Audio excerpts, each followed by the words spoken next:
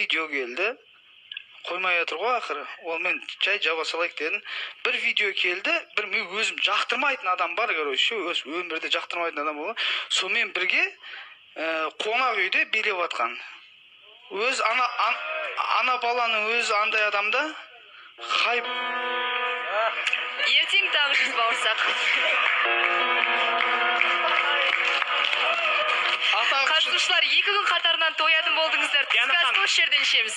Атақ үшін бәріне дайын балада анау өзі негізі.